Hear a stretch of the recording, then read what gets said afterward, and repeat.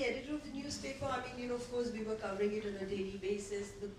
The police keeps revealing very sort of interesting nuggets of information every day. They also know what the media wants. They also know what people want. So they sort of selectively will feed you with information. So, you know, the news kept going in the newspaper for several days. But it was at a level of heightened sensation, because everything about it was you know, like more sensational than what had been revealed the previous day. One day, one of my photographer colleagues, he brought photographs, which I saw, of Neeraj's parents. Neeraj's parents lived in Kanpur. He was their only son. And, you know, as part of the investigation, they were taken to the police station, where from across the room, they saw these two people, Anil and Maria, being brought in. And they just broke down. So my photographer colleague brought these series of photographs of these parents breaking down. And I was very deeply moved by those photographs. I mean, I don't know, it's just to see aging parents, you know, losing child. It was just very, very moving. And that sort of got me wondering that who was this man Neeraj, and what did he do that he had to be killed in such a brutal fashion? And that is the time when the publisher got in touch with me. That's the time when the Arushi murder case had happened. There were a lot of urban crimes happening, and they got in touch with me and said, would you be interested in doing a book on urban crime? The phenomenon of urban crime. Okay. So I thought that there are 2-3 aspects of this case that really fascinated me. One was, I thought, the whole relationship between small town and the big city. So all the 3 people, the 3 main protagonists, which is Neeraj, who came from Kanpur, Maria, who came from Mysore, and Emil, who also came from Mysore, and before that in Kochi. So their interaction, people from the small town, their interaction with the big city and how the big city changes them, that was one aspect. The second aspect was, I was very fascinated by how parents whose children go away to the smaller, to the big city, they kind of, you know, there is a gap in understanding of who their children have become. So, you know, while you're speaking to your children every day on the phone and saying, beta kaise ho, there is a phone conversation which is every day, but do we really know who our children are becoming? And this whole gap in understanding between parents and children, that for me was a very, very fundamental thing of interest. The third thing was the changing equation between young men and women in the big city.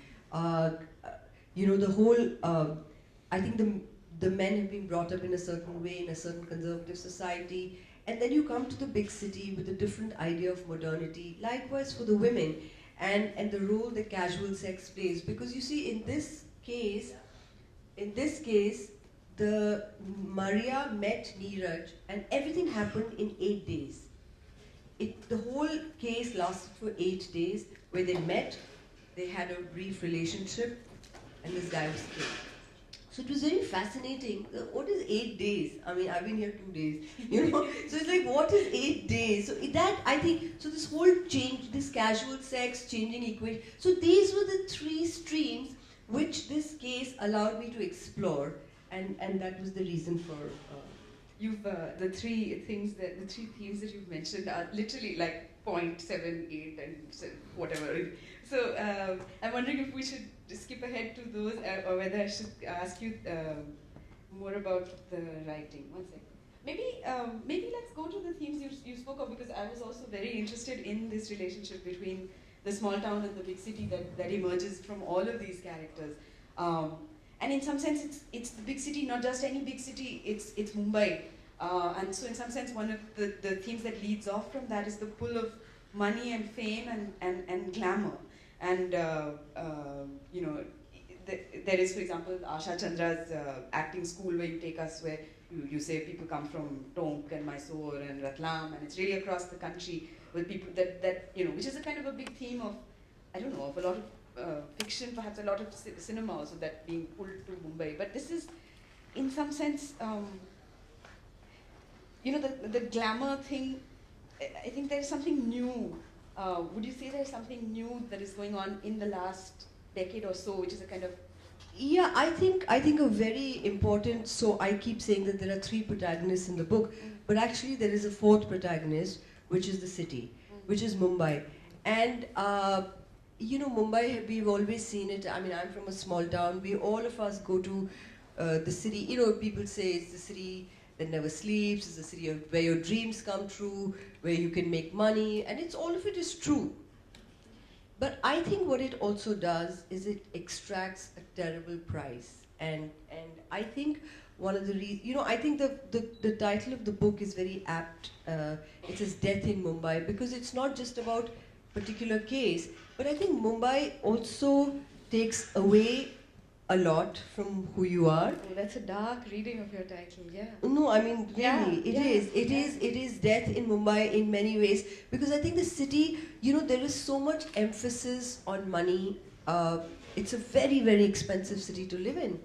And especially if you're in showbiz, the whole need to kind of project a certain life, especially for actors and actresses and models, and to where you have to project a certain success, where you have to project a certain lifestyle, where so you know, there is a wall of artifice that comes.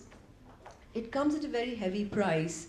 And so I think the new thing that you're talking about is perhaps that you know, we see in popular culture, we see Bombay as the city of hopes and dreams, and all of which is true. I mean, it's true, but there is also a very, very sort of rotten underbelly. This is really the underbelly it is that your book there is a addresses. very rotten underbelly, and it's the price that we pay for becoming successful. We lose a certain essence in achieving this. Yeah, in some sense, you're saying it's the price of success, but also in some sense here's the fear of failure, which is probably the kind of the obverse of that, which Maria, for example, seems to encapsulate in the book. And you know, there's a sense of tragic foreboding in the book. It's brilliantly told, especially the account of Maria Susairaj, which is sort of, you know, she comes in the book. You learn that she comes back. She's come back for the 3rd time to Bombay to try and make her mark as an actress, and she has played I don't know, the lead in some Kannada films. Yes, in a couple of films, yeah. yes. And then she returns to Bombay in 2008, having already gotten engaged, supposedly having given up on her film career, and said, you know, that she's going to settle down with Emile Jerome, who's a naval officer, and they're going to move to a naval base and so on. She's sort of said she's ready to settle down, and yet she comes back in 2008 and to give acting one final shot. And there's a kind of desperation that you described, which is sort of also connected, and this glamour thing here in this case is also connected to the fact that she looks to almost all of Neeraj's friends and to various people clearly who are looking at her portfolio, not giving her work. She looks too old, you know, and this theme of, you know, it's this world where youth is everything and glamour requires you to look youthful. It's a fascinating theme in this discussion of Maria. Her sense that her time is running out and this is her last chance. Yeah, I mean, you know, it is, and that's the big, you know, that's one of the givens of showbiz, and it's not just in India; it's everywhere. It's everywhere in the world. Yeah. That youth and beauty are sort of 2 sides of the same coin, and to be in showbiz, and particularly in our country, I think good looks are really important, and somehow they do get linked to youth.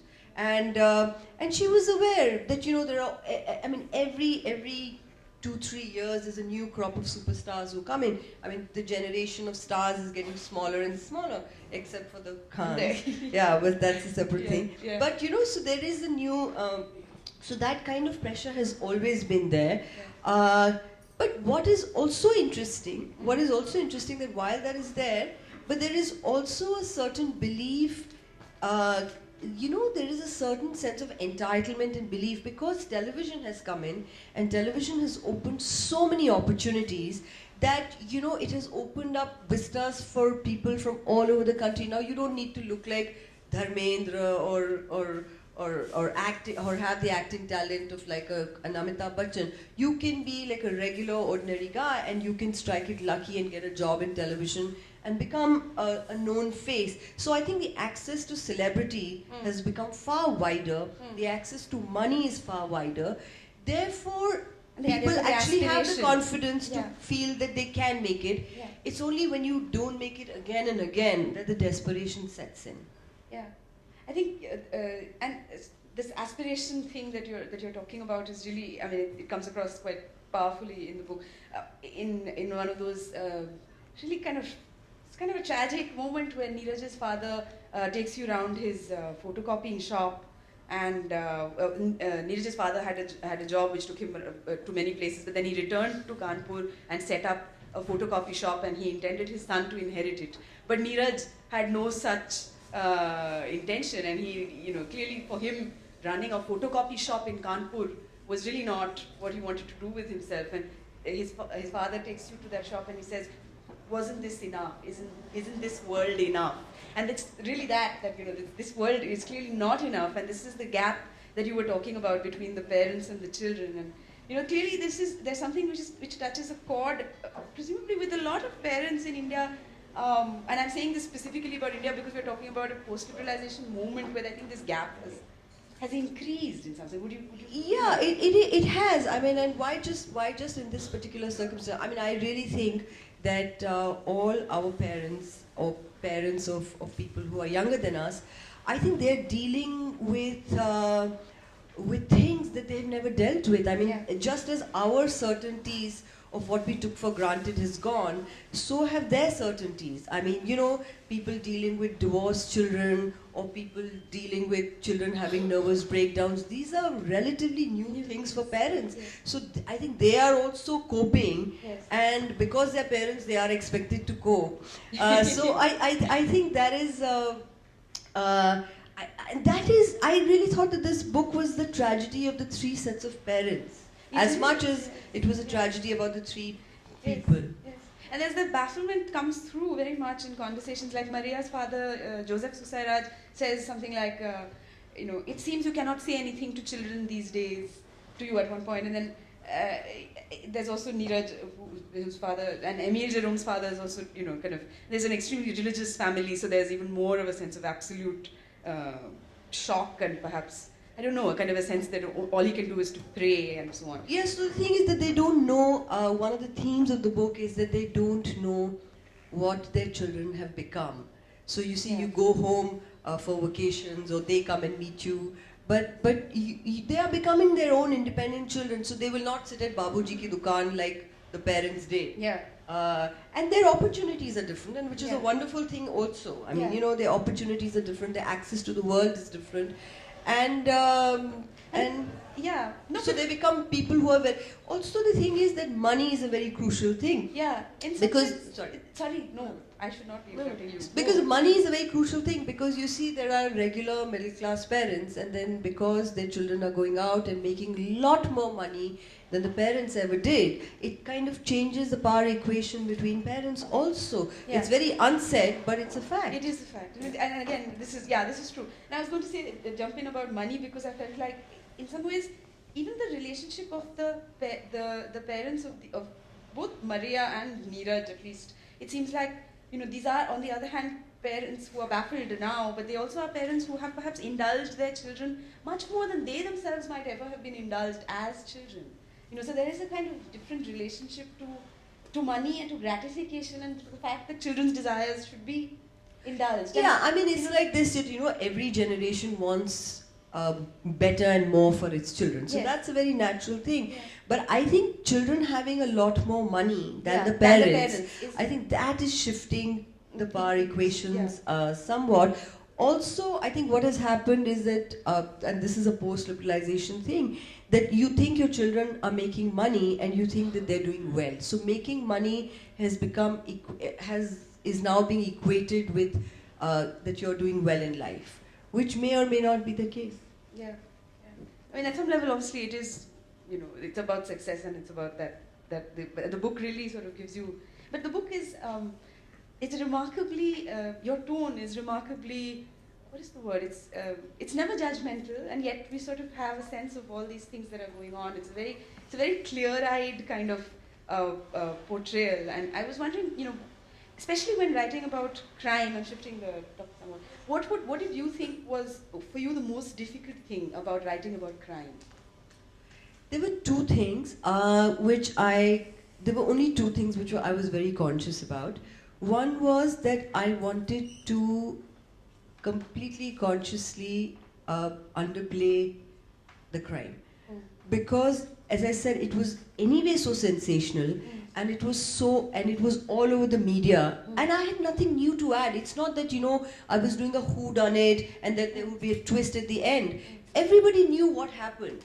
So I made a very, very conscious decision to underplay that. So that was my imperative, that it has to be very understated. And the crime, if you read, you've read the book, is almost incidental in the book. The way the description of the killing is really incidental. And I wanted to keep it like that. And the second thing is, I told myself that I will not be judgmental. Because also the thing is that I was writing the book while the trial was going on. So there's a reason why the trial goes on. So you really do not know till the very end. For instance, everybody was convinced that Maria was the killer. Yes. And she became the most hated figure in this whole thing. She was really a reviled figure in the newspaper. She was a reviled figure, but actually she's complicit, yes, but she's an incidental figure in the actual killing. And the thing is that it's actually not a murder.